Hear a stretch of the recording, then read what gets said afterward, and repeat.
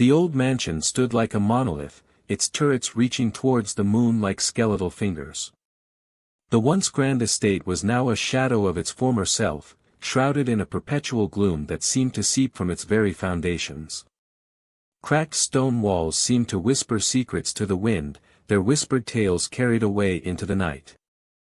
A chill ran down the spine of any who dared approach the mansion, as if the very air itself was alive with malevolent intent. Windows like empty eyes stared back, their panes fogged with condensation that seemed to writhe like living mist. In the distance, the howl of a lonely wolf echoed through the night, sending a shiver down the spines of even the bravest thrill-seekers. As the moon dipped below the horizon, the mansion seemed to darken, its very presence growing more oppressive with each passing moment. Shadows coalesced into living, breathing entities that seemed to move of their own accord, twisting and writhing like living darkness. It was as if the mansion itself was a creature, waiting patiently for its next victim to stumble into its clutches.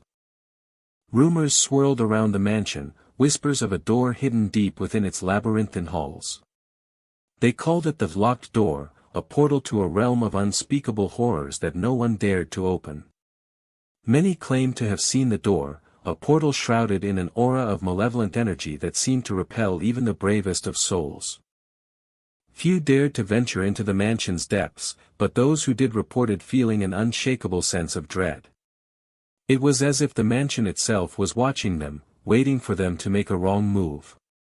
The air was thick with anticipation, heavy with the promise of unseen terrors lurking just beyond the edge of perception. In the dead of night, the wind picked up, howling through the empty halls like a chorus of the damned. Shadows danced across walls, twisting and writhing in a madcap ballet of darkness. Those who dared to listen claimed to have heard whispers in the wind, faint whispers that seemed to come from the other side of the locked door. It was said that the door was hidden behind a tattered tapestry, a faded fabric that seemed to shroud the very soul of the mansion. Those who dared to approach it reported feeling a creeping sense of dread, as if the very fabric of reality was unraveling before their eyes. The wind died down, leaving an oppressive silence in its wake. Shadows froze, suspended in midair like a macabre tableau of terror. And then, without warning, the door creaked open, its hinges screaming in protest as the very fabric of reality seemed to tear apart. A faint light spilled out, a warm glow that seemed to pierce the darkness like a beacon of hope.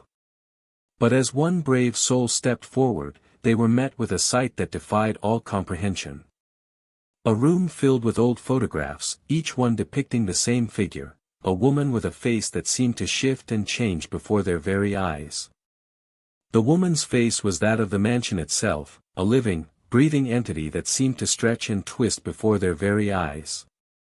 And as the brave soul reached out to touch the photograph, the woman's face contorted into a scream that seemed to shatter the very fabric of reality.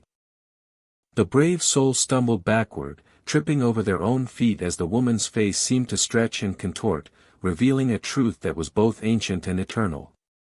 The locked door was not a door at all, but a gateway to a realm of ancient horrors that lurked just beyond the edge of perception. And the brave soul realized, far too late, that they were not looking at a photograph at all, but staring directly into the face of their own deepest, darkest terror. The woman's face was their own, twisted and contorted into a scream of pure, unadulterated horror. And as the brave soul's eyes widened in terror, they realized that they had been staring at their own reflection the entire time, trapped in a never-ending nightmare from which there was no escape.